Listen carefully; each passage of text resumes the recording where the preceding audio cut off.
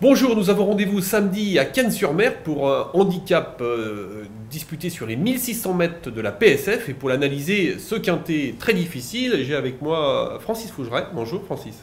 Bonjour Christophe. Donc voilà, donc c'est un quintet très compliqué, je pense que tu vas pas me contredire.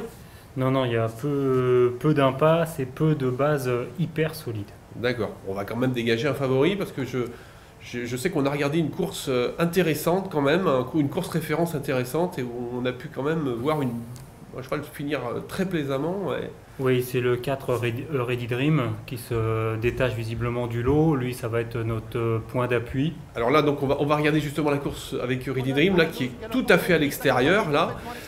Voilà, donc on le voit produire son effort. Il était monté par Thierry Tulliez. Et il y a deux chevaux qui ont un petit peu fait la différence. C'est Vasco Béré et Sagardo. Donc l'arrivée, ça va être Vasco Béré, Sagardo et troisième Ready Dream tout à l'extérieur. On se rappellera que c'était sur 2000 mètres. Hein, donc cette fois, on revient sur 1600 mètres. Ça sera peut-être un avantage pour Ready Dream parce que je crois qu'il a déjà gagné sur cette distance. Exactement, je pense qu'il sera encore mieux sur le mile que la dernière fois. En plus, la dernière fois, il progressait tout à l'extérieur, un peu tout seul. C'était quand même compliqué. Malgré ça, sa fin de course est vraiment tonitruante. Et puis, il avait bien gagné la fois précédente à Deauville. C'est un cheval qui doit avoir un quintet dans les jambes. D'accord. Donc, Ready Dream, on peut penser que c'est le point d'appui. Ah si, on peut penser qu'il y a un point d'appui dans un handicap. S'il y a un point d'appui, c'est lui. D'accord, voilà. L'opposition n'en manque pas. Qu'est-ce qu'on peut voir? Qu'est-ce qui peut ensuite lui donner une réplique? Mais ils sont nombreux, moi, à mon avis. Il y a, dans le haut du tableau, il y a plusieurs chevaux qui ont une belle chance, comme le 2 Sapphire Side. Bon, c'est vrai que c'est son premier quintet, que le handicapeur n'a pas forcément voulu lui faire de cadeau. Mais bon, on connaît la réussite de l'entraînement de David Smaga. Je pense que s'il le présente avec 60 kg dans ce quintet à Cagnes-sur-Mer, c'est qu'il pense que ça doit être un cheval qui peut réussir à ce niveau. Et puis on pense que le rallongement de la distance, ça va peut-être l'avantager. Parce que la dernière fois, c'était sur plus court. Hein, et là, c'est peut-être un avantage, hein, vu comme il a fini. Ça ne va pas le désavantager, en tout cas. Et voilà, c'est un cheval qui, malgré son poids, doit pouvoir réussir à ce niveau de compétition. Alors je crois qu'ensuite, tu as vu un cheval qui s'appelait Chez Laurent. Ah, Chez Laurent, c'est un habitué des quintets. Chez Laurent, c'est ton coup de cœur. C'est mon coup de cœur, parce que je pense que cette fois, on peut compter sur lui. Bon, c'est un cheval qu'on a parfois du mal à saisir, il doit avoir un bon parcours. Mais pour moi, sur la PSF, il est beaucoup plus régulier. Ses 4 dernières courses sur la PSF, il a fini dans les 4 premiers. Et puis sa dernière tentative, c'était sur l'herbe, mais il ne se comportait pas si mal que ça. Pour moi, il va finir, ça serait la deuxième base s'il y en avait une deuxième.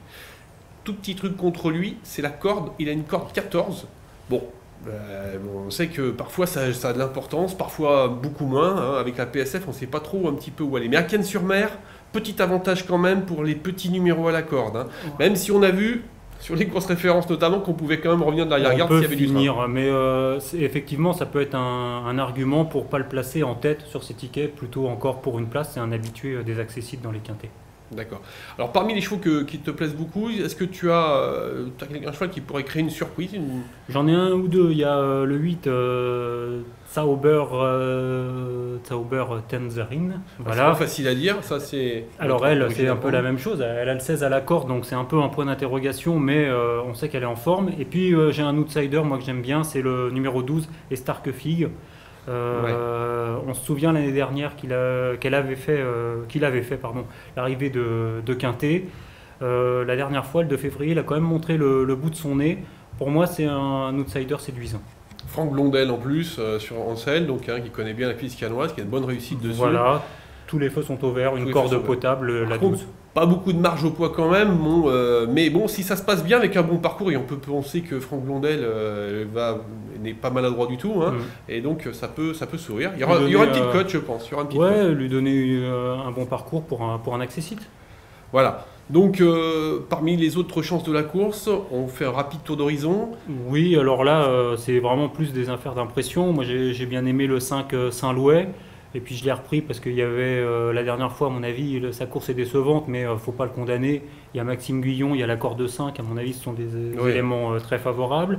Il y a le numéro 9, Very Bad Trip. Alors celui-là, c'est un cheval très régulier. Hein. Voilà, 1, 2, 3 lors de ses 3 dernières courses sur la PSF, la grande forme, Pasquier. C'est difficile de pas le mettre. Qu'un problème aussi pour lui, c'est la corde 18. Corde 18, là, il faudra quand même faire un petit truc. Hein. Mais bon, voilà, Stéphane Pasquier, lui, c'est le roi des handicaps. On compte sur Stéphane pour se sortir du numéro à la corde. Et puis ensuite, il y a le 15, peut-être Tostaki Blue, qui vient de gagner sur la PSF. Peut-être, même s'il est raccourci, je pense qu'il peut monter de catégorie et profiter de sa forme. D'accord. Est-ce qu'il y a un cheval dont on pourrait faire l'impasse, ou même plusieurs, hein, mais bon, je sais que c'est un handicap très ouvert, donc il faut faire attention, mais est-ce qu'on pourrait éliminer un cheval? Christophe, c'est compliqué. Franchement, si on me forçait à en donner un, je donnerais peut-être le 11 Marching On, mais il ne faudra pas que nos auditeurs viennent se plaindre ensuite voilà. S'il est à l'arrivée. Hein. D'accord, donc voilà, on s'y avait éliminé Marching On, effectivement, hein, qui n'a pas beaucoup de marge à ce niveau, et voilà, donc qui reste sur des performances un tout petit peu en dedans. Hein. Donc voilà, on a fait le tour des impasses, on rappelle la sélection.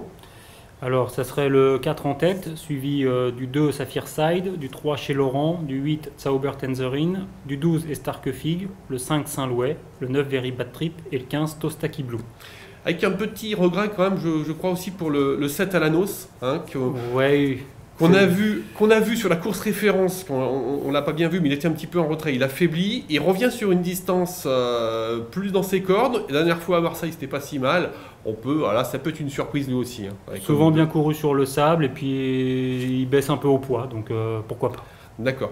Alors un conseil de jeu très compliqué. Ouais, moi je tenterais sans doute découpler en partant de la base du 4. Entièrement d'accord. Ready Dream, on fait des couplets, et même je pense qu'on va pas en enlever beaucoup. Si on fait un champ total, je pense qu'on peut être... Ready Dream il va avoir 4-5 contre 1 peut-être, ça peut être intéressant avec un jumelé gagnant, pourquoi pas. Bah, écoutez, on a essayé de vous éclaircir un peu cette situation très compliquée, on l'a vu, hein, on marche vraiment sur des œufs dans ce quintet. Donc on vous souhaite quand même bonne chance, et on se donne rendez-vous pour demain à Vincennes pour un quintet qui s'annonce un peu plus facile.